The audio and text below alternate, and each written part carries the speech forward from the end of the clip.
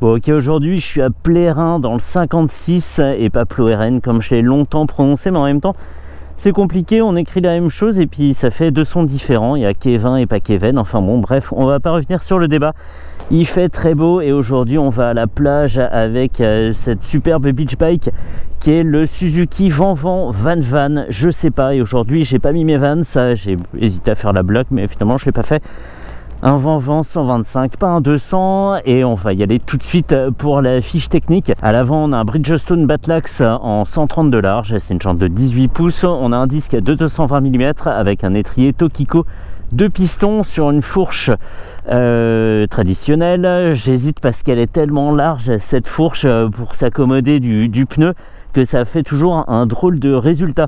On a 7,5 litres dans ce petit réservoir digne d'une moto trial, un monocylindre de 124 cm3 qui développe 12 chevaux à 9500 tours et qui offre 1,2 m/kg de couple à 7700 tours. Il est associé, et c'est sympa, à une boîte 6, donc ça c'est appréciable. On a une transmission par chaîne, on a une selle à 770 mm de haut et 770 mm, c'est aussi sûrement sa longueur, tellement elle est grande, elle déborde sur le réservoir et ça c'est caractéristique du Vanvan, c'est assez sympa. À l'arrière une jante de 14 pouces avec un pneu 180 de large et un frein à tambour simple cam pour un ensemble qui pèse 127 kg. Ici on a un petit top case et un pot Exil qui n'est pas de série, mais sinon la moto est full stock. Cette Vanvan, ça a été la concurrente, ou l'inverse d'ailleurs, de la Yamaha TW.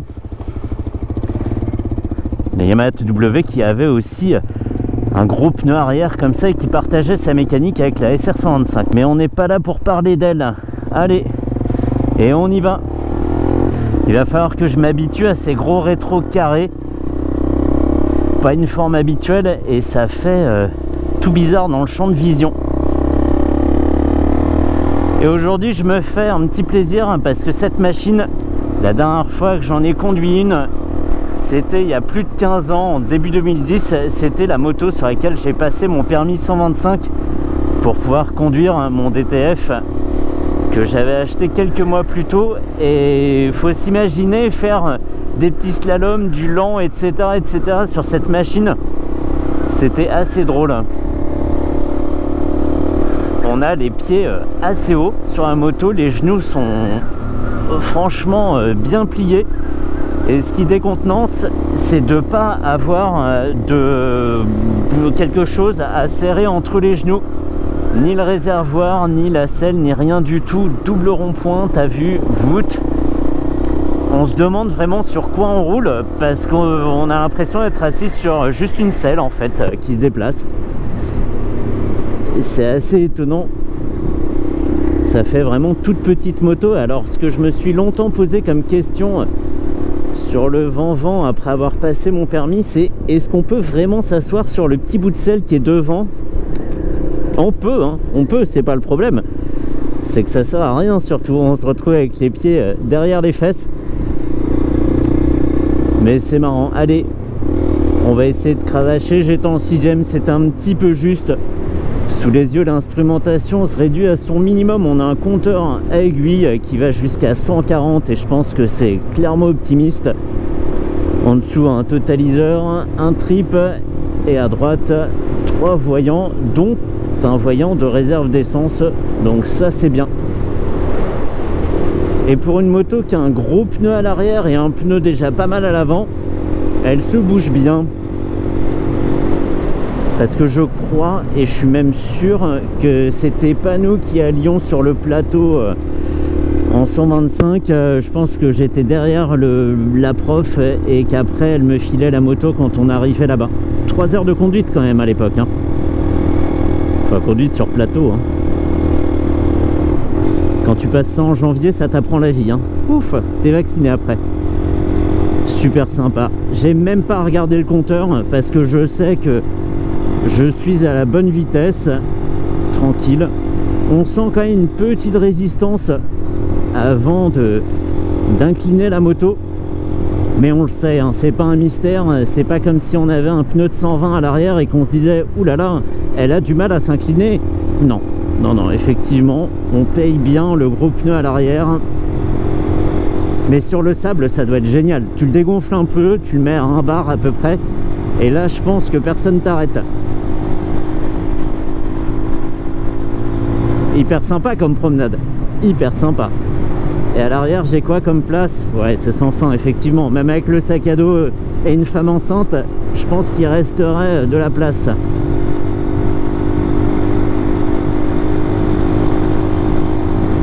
On est bien, on est bien. Et là où j'ai été étonné aussi, en plus de l'absence de matériaux à serrer entre mes jambes, c'est la puissance du tambour arrière. On a l'impression d'avoir un disque de 330 mm avec un étrier 6 pistons. C'est assez démoniaque comme efficacité.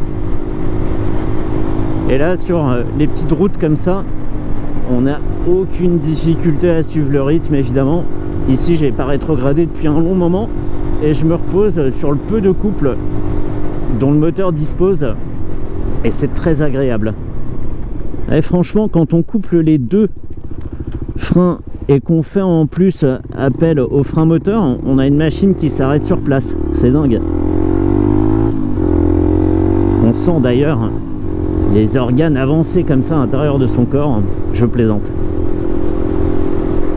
Mais en tout cas, c'est efficace, tout est bien dimensionné, on n'a pas fait des petits freins en carton. Waouh, je viens d'éclater une espèce d'abeille sur ma visière, c'est crassou. Allez, vroom vroom. 70, et ben on y est. Là on est à 70. Et évidemment le confort de suspension est royal. À l'avant la fourche se débrouille très très bien et très réactive, autant à la compression qu'à la détente. Et à l'arrière, on profite évidemment de l'amorti du gros pneu arrière. Il y a les gros monos et puis il y a les gros pneus. Super sympa. Yes.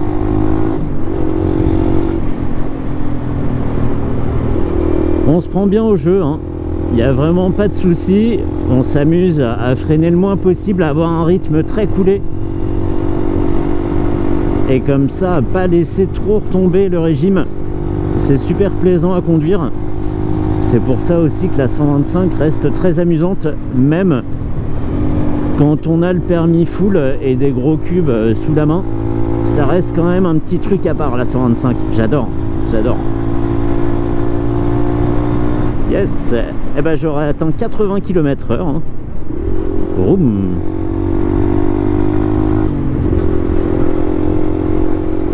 Un vrai plaisir cette machine. Elle est vivante. La cartouche Exil à l'arrière fait pas un bruit de ouf. C'est pas un mégaphone. Ça casse pas les oreilles.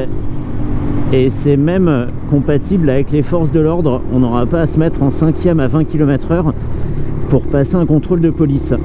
Évidemment que le ralentisseur sur l'angle, ça le fait. Allez. Yes. Et on repart. Et franchement, là, je suis à 50 à l'heure. Et je m'amuse trop, quoi. Il faut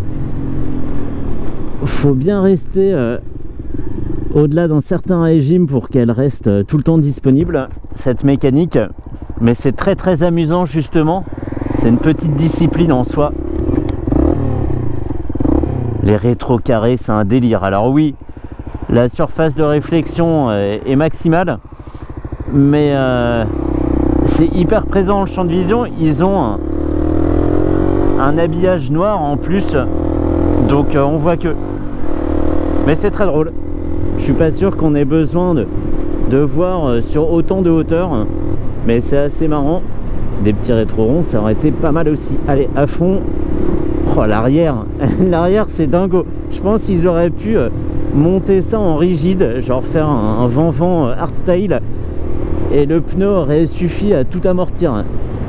C'est très drôle. Là, là.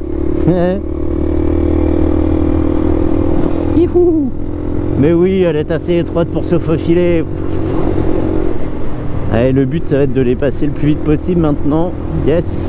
Ça fait un truc vraiment étonnant, quoi. On sent le pneu s'écraser, la selle amortir, enfin tout bien. très drôle. Allez, 70, si je baisse la tête. Et puis on s'en fout d'aller vite, franchement, c'est un tout. C'est le charme, le mythe qu'on pourrait contracter en charmite. Un nouveau mot. Ça fait vraiment voyager cette machine. Tout le monde connaît le Van-Van de toute façon. Même sans pouvoir le nommer, on a déjà tous croisé cette moto avec son gros pneu rigolo à l'arrière. Et c'est une machine qui continue à plaire, hein, qu'on voit très peu en occasion. Ça veut dire que celles qui sont à vendre partent vite. Et à l'époque, c'est une machine qui valait 3300 €, celle-ci est de 2013. Et si on calcule avec l'inflation en euros de maintenant, ça fait, voilà, ça. Je le calcule, je ne l'ai pas calculé à l'avance. Et voilà, ça sera intéressant parce que 3300 € de l'époque, c'est déjà beaucoup, hein. Maintenant, on gueule contre les motos, les 125 qui valent 5000 €, 5500, 6000 parfois et même parfois plus. Mais c'était déjà pas donné, hein, à l'époque. Le pire étant la Honda Varadero 125 qui coûtait 5500 € l'année où elle a disparu du catalogue. C'est énorme.